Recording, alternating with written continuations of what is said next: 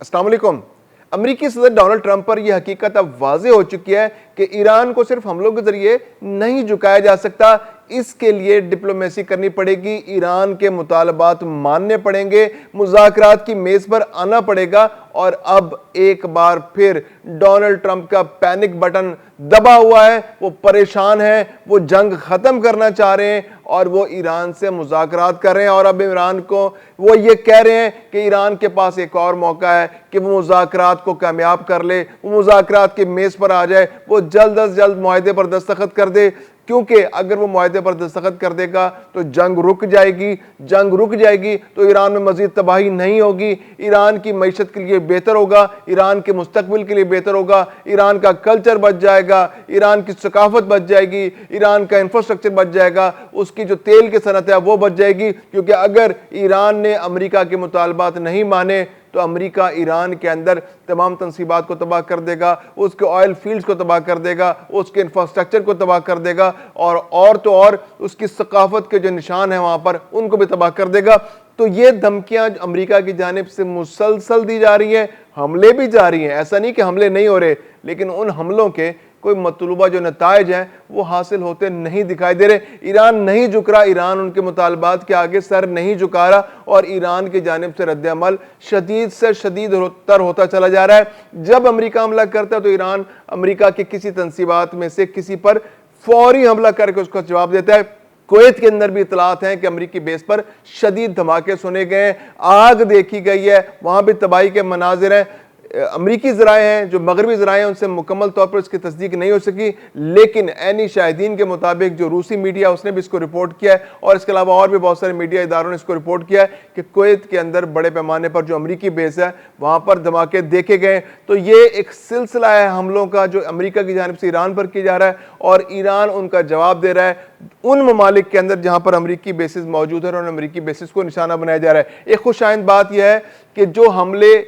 Year bases سے، امریکی bases سے ہٹ کر ہو رہے تھے، ان کا سلسلہ اب رک گیا ہے، اور اس کا نتیجہ پازیٹیو وے میں یہ سامنے آ رہا ہے کہ جو اب مشرق وسطیٰ کے جو ممالک ہیں، جیسے سعودی عرب ہے، متحدہ عرب امارات ہے، قطر ہے، اور جو باقی ممالک ہیں، وہ امریکہ پر اب دباؤ ڈال رہے ہیں کہ اس جنگ کو روکا جائے، اس جنگ کو بڑھنے سے روکا جائے، کیونکہ اس کے نقصانات شدید سے شدید تر ہوتے چلے جا رہے ہیں۔ حملے جب ایران سے نکل کر جو امریکی بیسز سے بڑھ کر ہوتے ہیں تو پھر اس کو ان ممالک کو بھی جواب دینا پڑتا ہے، کیونکہ ایران جو ہے جب اس پر امریکہ کا دباؤ بہت زیادہ ہوتا ہے تو پھر وہ اپنی پراکسیز کو بھی ایکٹیویٹ کر دیتا ہے، حوثی باغی ہیں اور جو عراقی گروپ ہیں وہ بھی ایکٹیو ہو جاتے ہیں، اور اس کے بعد پھر ان قطر کو، سعودی عرب کو اور متحدہ عرب امارات کو زیادہ نقصان اٹھانا پڑتا ہے۔ تو اب سفارتی سطح پر یہ کوششیں کی جا رہی ہیں کہ کسی طرح اس مسئلے کا فوری طور پر حل نکالا جائے، جنگ کو بند کیا جائے، مذاکرات کامیاب ہوں، اور اس سلسلے میں پیش رفت یہی دکھائی دے رہی ہے کہ امریکہ ایک بار پھر ایران کو پرسویڈ کر رہا ہے کہ وہ امریکی مطالبات کو مان لے اور مذاکرات کی میز پر آ جائے، پہلے مرحلے میں یہ جنگ بندی ہو جائے اور آبنۂ ہرمز کو کھول دیا جائے۔ ڈونلڈ ٹرمپ کہتے ہیں کہ آبنۂ ہرمز کو تو ہر صورت کھولنا پڑے گا، اور ان کا دعویٰ یہ ہے کہ کل تک آبنۂ ہرمز کھل جائے گا، اور اگر ایران نے اپنا جو وہاں پر پیسے وصولی کا ایک اس کا نظام ہے، جو وہاں سے گزرنے والے جہازوں سے پیسہ وصول کیا جائے گا، ان سے ٹیکس لیا جائے گا، اگر ایسا ہوا تو پہلی صورت تو یہ ہے کہ امریکہ اس کو کسی طرح قبول نہیں کرے گا، وہاں پر بغیر کسی ٹیکسیشن کے آمد و رفت جاری رکھی جائے گی، وہاں سے کوئی جہاز کسی کو کوئی معاوضہ نہیں دے گا، آبی گزرگاہ کو استعمال کرنے کے کوئی رقم نہیں دے گا۔ لیکن اگر ایران مستقل طور پر اصرار کرتا ہے اور ایسے حالات پیدا ہو جاتے ہیں کہ ایران وہاں پر ٹیکس وصولی شروع کر دیتا ہے، تو پھر امریکہ بھی وہاں سے ٹیکس وصول کرے گا۔ یہ ایک عجیب و غریب صورتحال ہے، یا تو آپ ٹیکس نہیں دیں گے، اگر ایران لے گا تو ہم بھی لیں گے۔ تو امریکہ کی جو منطق ہے بہت نرالی ہے، اور یہاں پر صورتحال اگر ایران اصرار کرتا ہے کہ وہ ٹیکس وصولی کرے گا تو اس پورے خطے کے لیے ایک نیا خطرہ پیدا ہو جائے گا کہ ایران تو ٹیکس لے گئی، اور وہاں سے گزرنے والے جہازوں کو امریکہ کو بھی ٹیکس دینا پڑے گا، کیونکہ وہ جہاز جو امریکہ ٹیکس وصولی کرے گا وہ اس لیے وصولی کرے گا کہ وہ ایران سے ان جہازوں کو پھر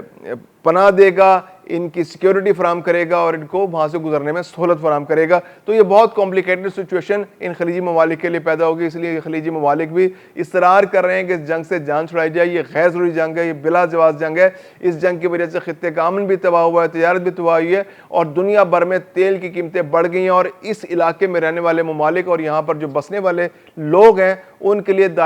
ان کے لیے زندگی بہت زیادہ مشکل ہو چکی ہے۔ تو اس جنگ کو فوری طور پر روکا جائے۔ اب دوسری جانب ایران نے بھی بڑا شدید رد عمل دیا۔ اس نے کہا جی کہ اگر آپ ہمارے معاملات میں مداخلت کریں گے، اگر آپ آبنائے ہرمز کی ناکہ بندی ختم نہیں کریں گے، اگر آپ آبنائے ہرمز کے اندر اپنے جنگی جہاز اتاریں گے تو کوئی جہاز بھی محفوظ نہیں رہے گا۔ اگر ایران پر دباؤ ڈال کر امریکہ ناکہ بندی جاری رکھتا ہے تو ایک تو امریکہ اپنے وہاں پر فوجی جنگی جہاز اتارے گا تو فوجی بحری جنگی جہاز جو ہیں وہ تباہ ہو جائیں گے، ان کو تباہ کر دیا جائے گا۔ اس کے علاوہ کوئی بھی اتحادی اگر اپنے بحری جنگی جہاز امریکہ کے ساتھ وہاں پر اتارے گا تو ان کو بھی تباہ کر دیا جائے گا، ان کے لیے کوئی صورت نہیں ہوگی۔ اور پھر یہ کہ امریکہ یا اور اس کے جو اتحادی ہیں اگر وہ ایران کی مرضی کے بغیر وہاں پر اگر اپنے تجارتی جہاز ایران کی مرضی کے بغیر وہاں سے گزاریں گے تو ان کو بھی گزرنے کی اجازت نہیں دی جائے گی اگر ناکہ بندی اس طرح جاری رہتی ہے۔ اور اس کے علاوہ اگر امریکہ کو شوق ہے کہ وہ وہاں پر اپنی زمینی فوج اتارنا چاہ رہا ہے تو وہی شوق بھی پورا کر لے۔ اس کے لیے ایرانی فوجیں تیار بیٹھی ہیں، اور ایران کی سرزمین پر اگر کسی طرح بھی کوئی فوجی اترتا ہے تو وہ پھر زندہ بچ کے جانا اس کا مشکل ہوگا، کیونکہ ایران کے جو سپریم کمانڈر ہیں، ان کے جو مشیر ہیں محسن رضائی، انہوں نے اس بارے میں بڑا کیٹیگوری کے لیے کہا ہے کہ ایران کے پاس پوری صلاحیت موجود ہے اور ایران بڑا ڈٹرمنڈ ہے کہ وہ اپنی سرزمین کے ایک ایک انچ کے دفاع کے لیے ہر ممکن کوشش کرے گا۔ اگر امریکہ اپنی فوج ایران کے سرزمین پر اتارتا ہے تو پھر امریکی فوجیوں کا بچنا مشکل ہے۔ ایران اپنے دفاع کے لیے ہر ممکن حد تک جانے کو تیار ہے۔ اپنے ہرمز کا بھی ہر صورت دفاع کیا جائے گا، اپنے ہرمز سے گزرنے والے جہازوں کو بھی دفاع کیا جائے گا، اور اگر مخالف جہاز آئیں گے تو ان کو ہر صورت تباہ کیا جائے گا۔ اچھا، اس کے علاوہ جو ایرانی صدر ہیں انہوں نے بھی ذرا ڈپلومیٹکلی بات کی۔ انہوں نے کہا جی کہ ہم تو چاہتے ہیں، مذاکرات کرنا چاہتے ہیں، اگر یہ مذاکرات جاری رہتے ہیں تو پھر ہم اس میں سے کوئی نتیجہ نکالنے کی امید کر سکتے ہیں۔ لیکن امریکہ جو ہے وہ زیادہ اس وقت جو ہے پریشان دکھائی دے رہا ہے، وہ زیادہ پینک ہو رہا ہے، اور امریکہ چاہ رہا ہے کہ فوری طور پر مذاکرات ہوں، فوری طور پر ابنائے ہرمز کا معاملہ حل ہو، ابنائے ہرمز سے جہازوں کے آمد و رفت کو بحال کیا جائے، امریکی اخراجات جو ہو رہے ہیں، جو ناکہ بندی کے لیے ہو رہے ہیں، ان کو فوری طور پر ختم کیا جائے۔ اور پھر اس کے علاوہ یہ ہے کہ امریکہ کا کہنا یہ ہے کہ ابھی تو ابنائے ہرمز پر بات چیت ہو رہی ہے، اس کے بعد پھر اگلے مرحلے میں پھر نیوکلیر جو یورینیم موجودگی ہے اس پر بات ہوگی، اور پھر اس کے بعد جو نیوکلیر جو میزائل ٹیکنالوجی ہے وہ بھی مذاکرات کی میز پر اس معاملے کو لایا جائے گا۔ تو ایران امریکہ مذاکرات کے حوالے سے جو کوششیں ہیں وہ جاری ہیں، خلیجی ممالک بھی بہت زیادہ انٹرسٹڈ ہیں۔ پاکستان نے بھی اس وقت اپنا رول پلے کرنا شروع کر دیا۔ ساکھڈار نے عباس اراغچی کو دعوت دی ہے کہ وہ پاکستان میں آئیں تاکہ اس معاملے کو آگے بڑھایا جائے۔ عراقی جو حکومت ہے اور ایرانی حکومت کے درمیان بھی رابطہ ہوا ہے، تو ایک بہت بڑے پیمانے پر ڈپلومیٹک ایفرٹ ہو رہی ہے کہ اس جنگ کو کسی طرح ختم کیا جا سکے۔